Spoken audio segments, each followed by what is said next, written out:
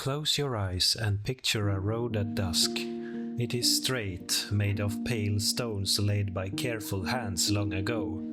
Grass grows in the seams. The road once linked great cities, crossed mountains and rivers, and carried the weight of an empire. Now the air is still. A bird calls somewhere in a cypress. A cartwheel creaks in the distance, and then the sound fades. What remains is not the thunder of legions, not the bustle of merchants, but a long, soft silence. That silence is the feeling of the late 5th century. The Western Roman Empire has come to its end. A boy emperor has been led away, a general has declared himself king, and the purple robe that once meant dominion over the world has been packed into a chest and sent to Constantinople, far away across the sea. People do not all understand dates or titles, but they feel the change. The tax collector stops coming. The post rider does not arrive. The stones on the road sprout weeds. The great machine has slowed and then stilled. If we walk this road together, slowly and gently, we will see how the old world faded and a new one began to take shape. We will not rush. This is a story for sleep, a story to drift with, like a leaf on a calm river at evening. First, let us go to Ravenna, the marsh-ringed city where emperors once hid from danger. In a dim hall there, a child sits on a carved chair. His name is Romulus, called Augustulus, little Augustus. His father, Orestes, is the true power, but even he cannot make the empire whole again. Far from the hall, the provinces have slipped away like islands after a flood.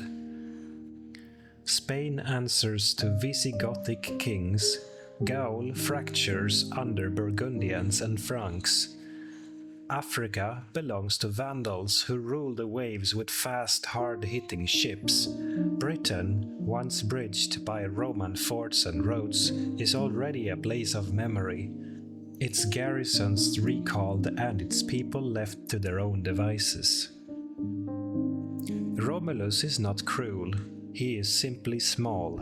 Outside the city walls, men who call themselves federates sharpen blades and talk about land. They have fought for Rome for years, but their pay is uncertain, and they want fields in Italy for their children. Their commander is a tall man with sharp eyes named Odoacer. He asks for what his soldiers believe is owed. Orestes refuses.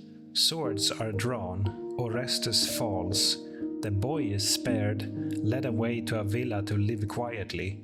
The men who carry the purple robe do not hail a new emperor in the west. They send the regalia east to the emperor in Constantinople, saying in effect that one emperor is enough for a world that has changed. What does the fall feel like for ordinary people? Not a single crash, not a day when the sky turns black, but a thinning.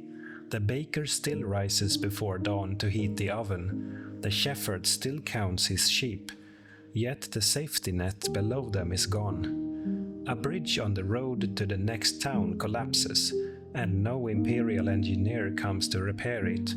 A village sends a message for help, and no garrison writes to answer. Bandits begin to test the edges of things, and farmers build low walls around their homes. Markets still open, but the traders come from closer by with fewer goods and more stories. Some places remain bright. In the city of Rome, the great basilicas rise where temples once stood. Pilgrims come to pray at tombs. The bishops keep records and offer judgment in disputes. They give alms in times of hunger. The old marble is not thrown away. It is taken from empty porticos and set into churches. A statue of an emperor loses its head. Its body becomes a saint above a doorway. Water still reaches fountains where aqueducts survive.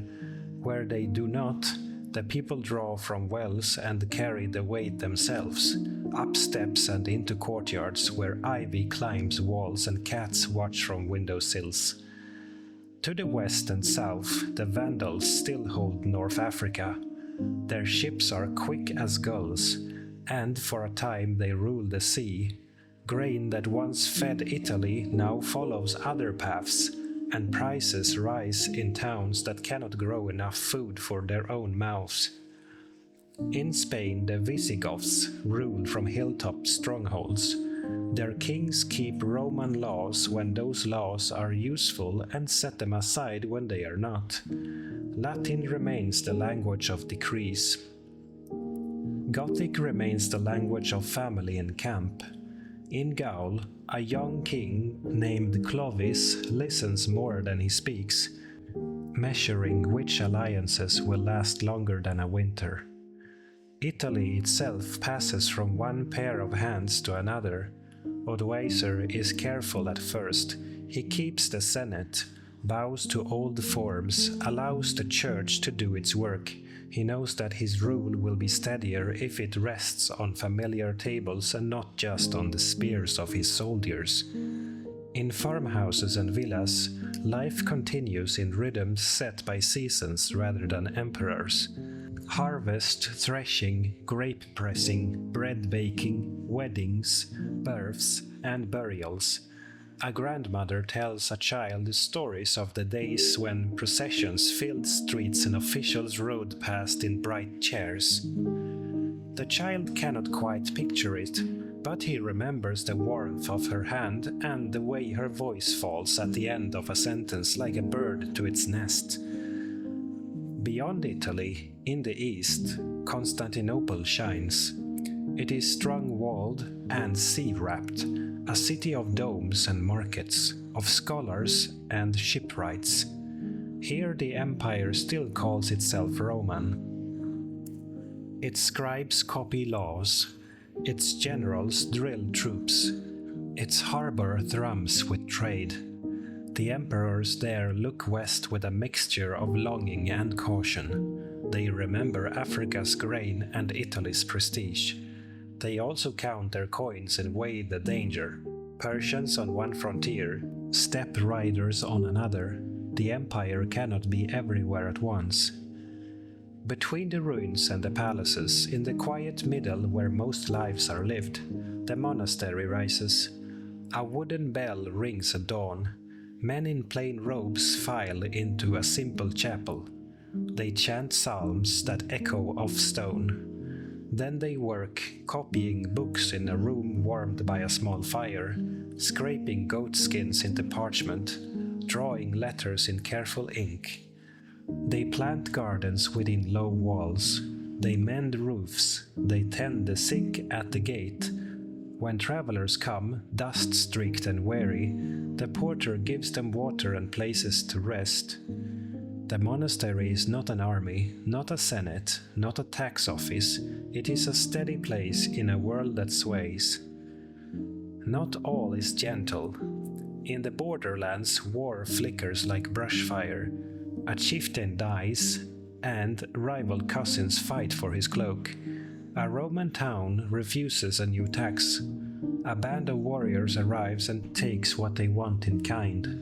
A priest tries to protect a flock and is struck down for his courage. Yet even here there is sometimes mercy. A warrior hears a hymn and remembers his mother's face. He lifts his hand from the blow.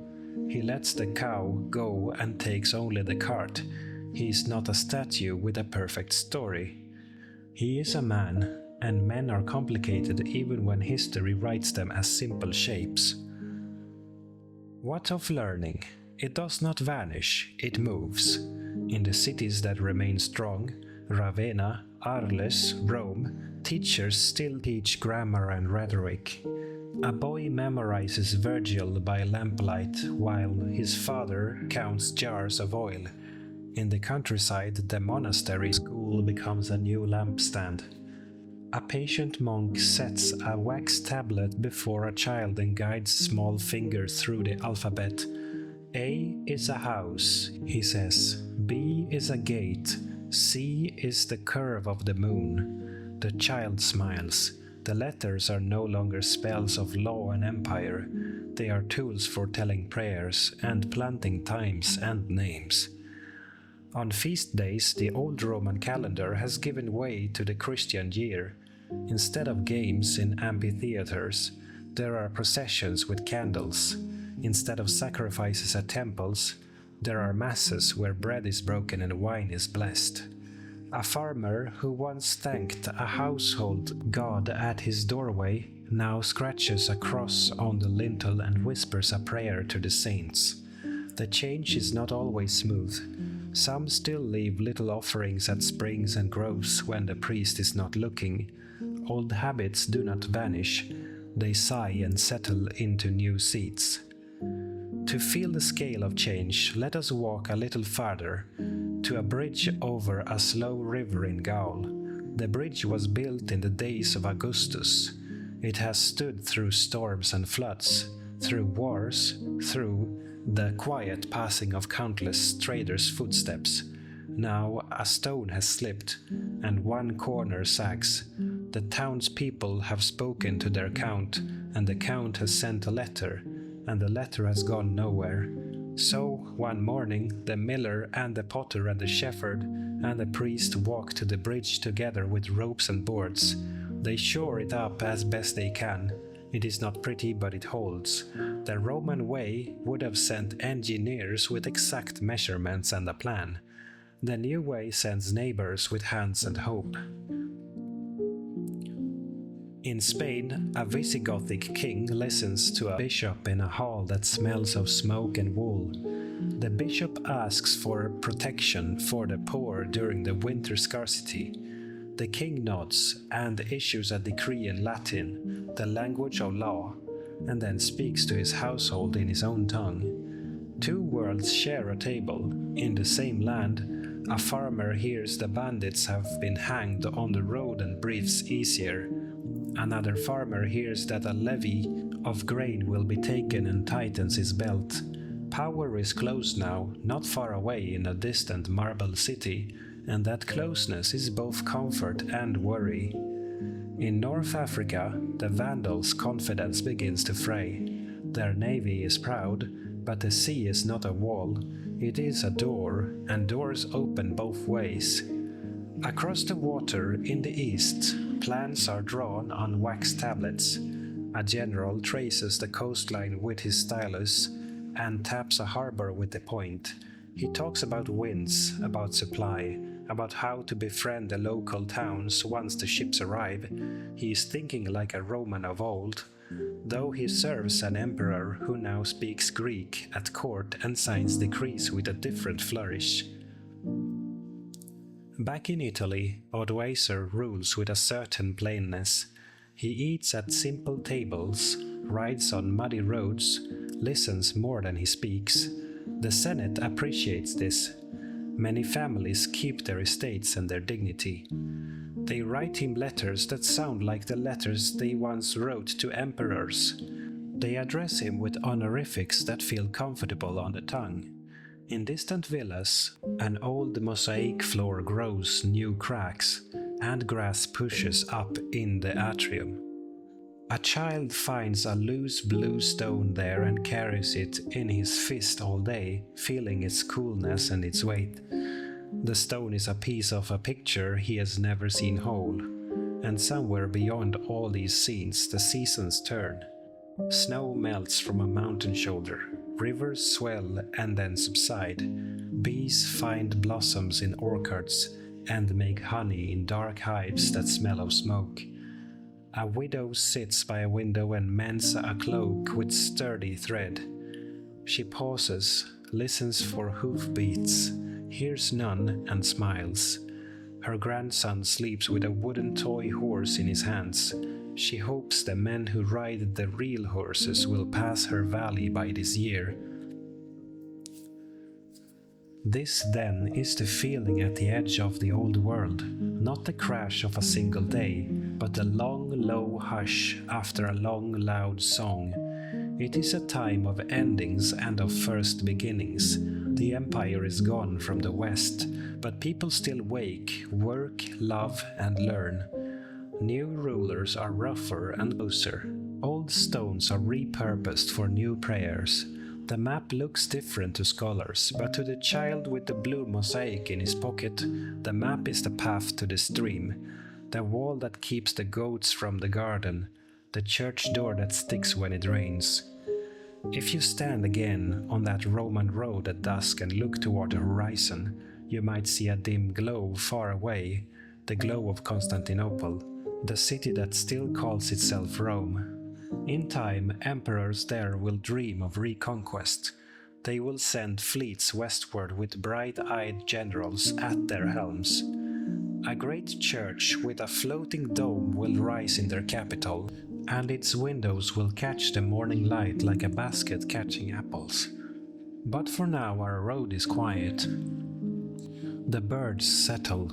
The last cart for the day rattles into a yard and stops. Here we pause, not because the story has ended, but because night has come. In the morning we will walk on, to the halls where Franks make vows, to the scriptoriums where monks sharpen quills, to the harbors where sails are trimmed for journeys that will tie this broken world together again, thread by patient thread. When morning comes in our imagined 5th century world, dew lies in silver beads on barley stalks, and smoke lifts in slow ribbons from cottage hearths. Roosters call, a dog thumps its tail against a door. A farmer pulls on boots still damp from yesterday and steps into a lane that was once an imperial street. He does not speak of emperors, he speaks of weather. He watches the sky and guesses when to sow.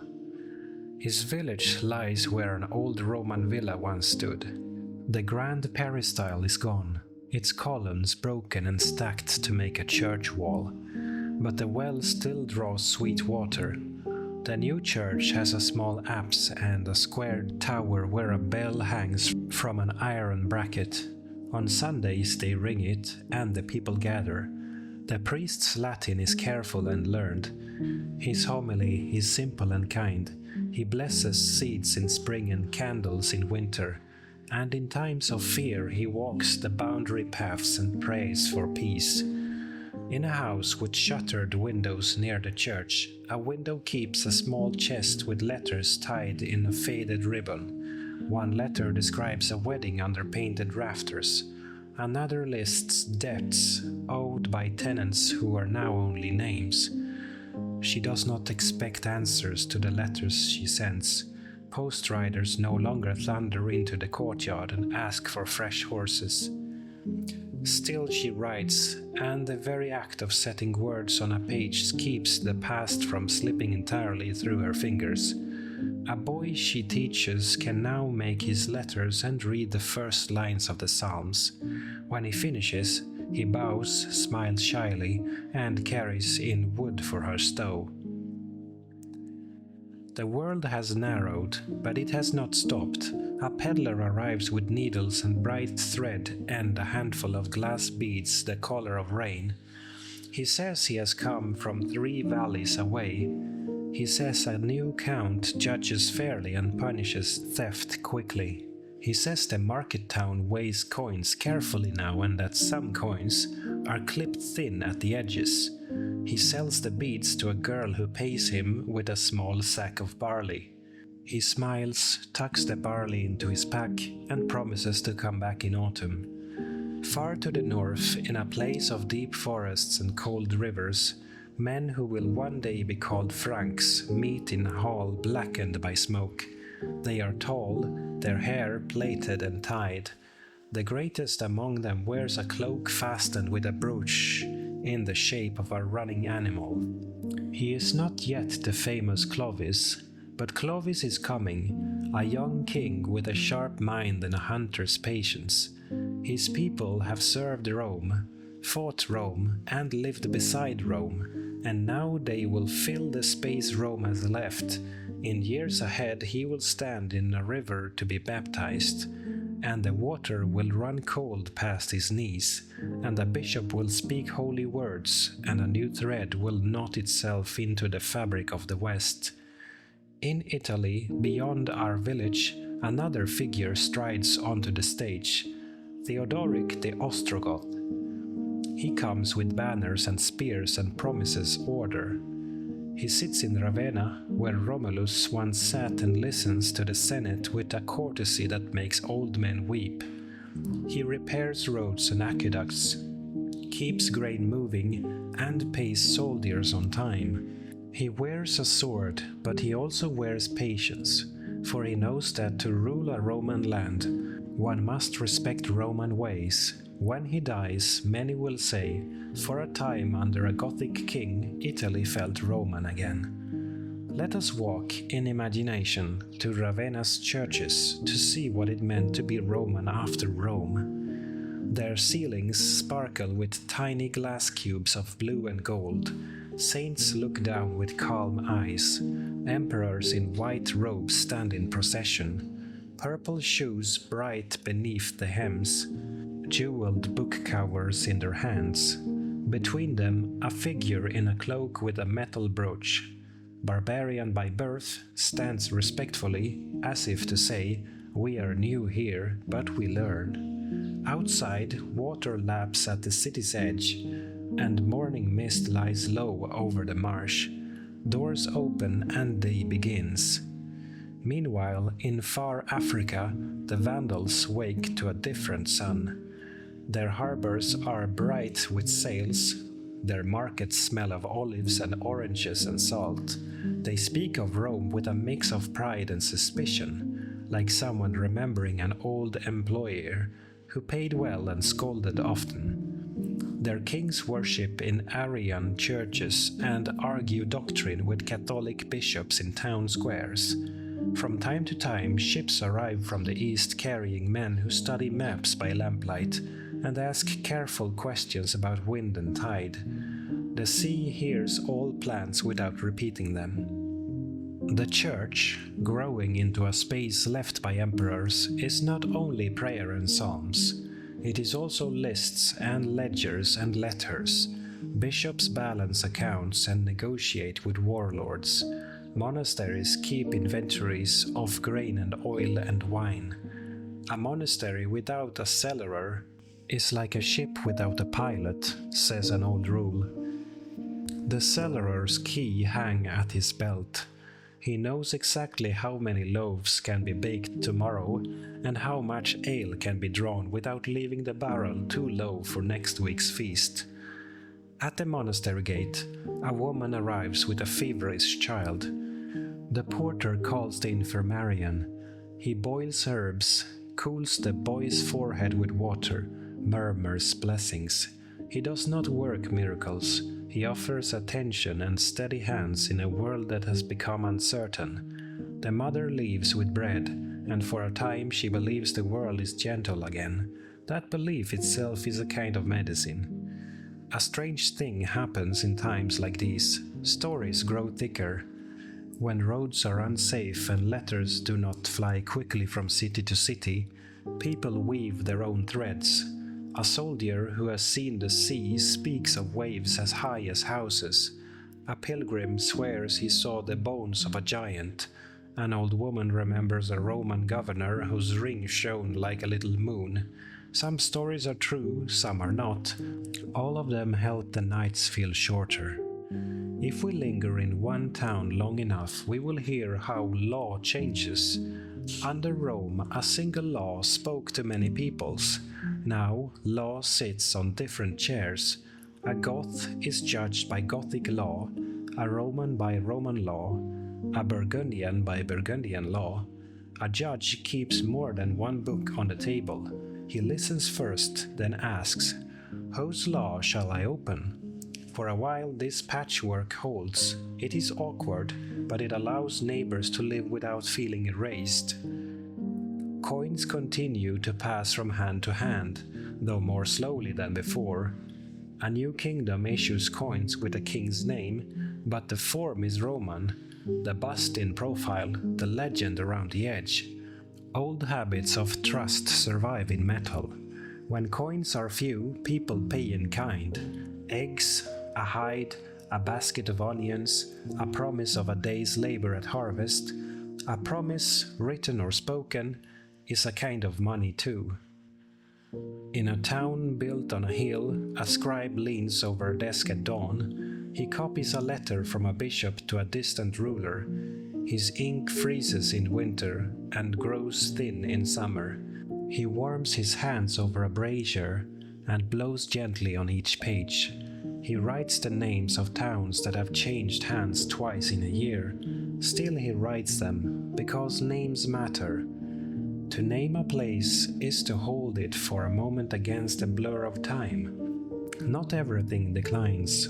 Some crafts become finer in the quiet. Weavers no longer press to clothe armies by the thousands, experiments with new patterns. Smiths make clasps and buckles so intricate they look like lace made of bronze. A potter discovers a clay that fires to a soft red and becomes known for bowls that keep soup warm longer on cold nights. These are small victories, but small victories fill a life. When storms come, political storms, not those of rain and wind, the church bells ring for warnings as well as for prayer. Farmers drive goats into courtyards. The blacksmith bars his door and covers the forge. The priest brings the relics into the nave and lights extra candles.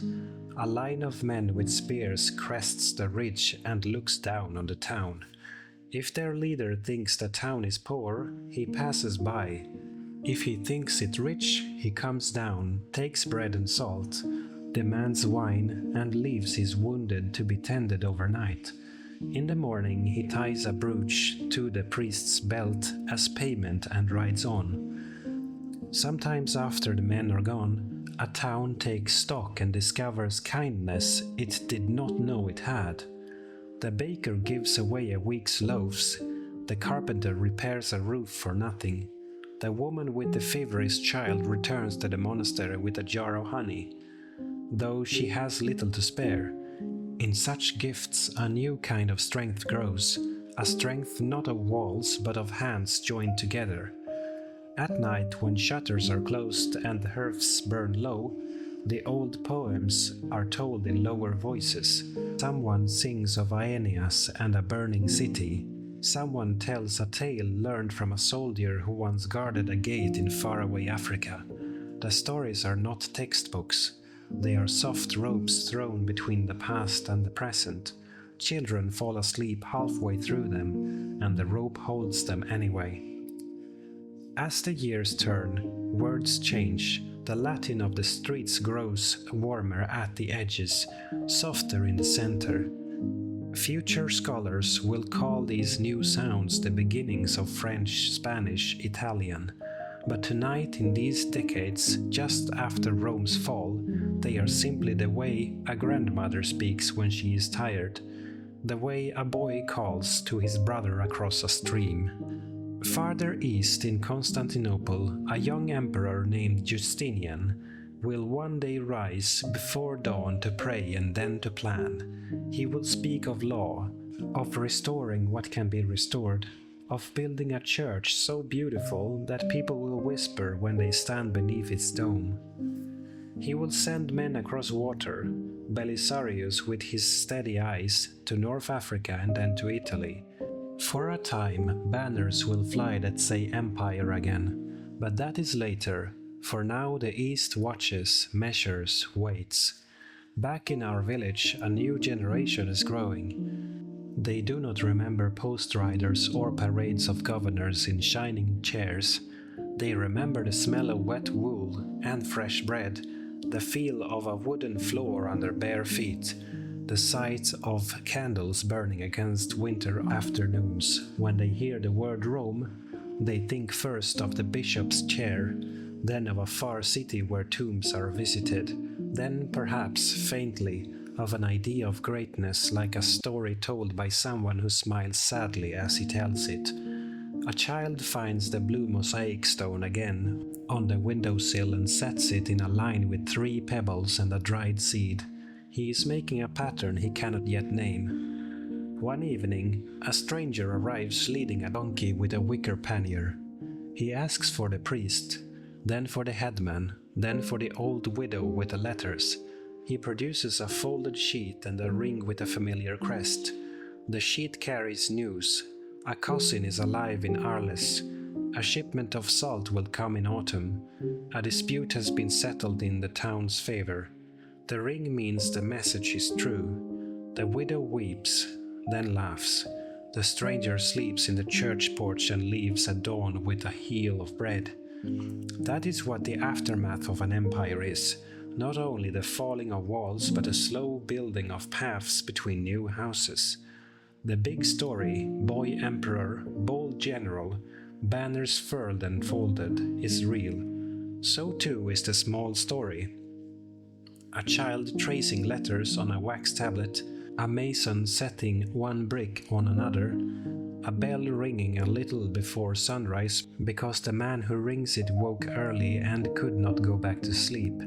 If you listen now in the late hours, when even the dogs have stopped their restless turning, you can hear two voices speaking softly across the centuries. One is the old voice of Rome, patient and proud, still teaching how to lay roads straight, how to count years carefully, and how to keep records so promises do not blow away on the wind. The other is the fresh voice of the new kingdoms, eager and rough, singing of vows taken in a wooden hall, of loyalty to a living man rather than to a distant abstraction. Between these voices, a third voice has begun to hum, the voice of the church, not always wise, not always gentle, but steady, able to carry a tune for a very long time. It will teach people to read and to plant by saints' days, and to bury their dead under stone crosses and to wash wounds with boiled water. It will also make mistakes and take sides and sometimes forget the poor. But in this age, in this afterlight, it is a bridge, and bridges are precious when rivers run high. And so we leave the first part of this story with lamps lit in doorways, with monks bending over pages, with smiths polishing buckles that shine like captured stars. The road is still there under the grass. It will not vanish. It will wait for sandals and boots, for hooves and cartwheels, for messengers with seals and lovers with secrets. The empire is finished in the west, but life is not finished. It is only changing shape. Close your eyes and let that shape settle. Let the noise of the day move outward, like ripples beyond the reach of your boat. Tomorrow we will wake and walk again, toward Franks and Goths, toward queens who speak wisely and kings who listen, toward the far-off dome of a church that has not yet been built, and the soft thunder of new hoofbeats on old stones.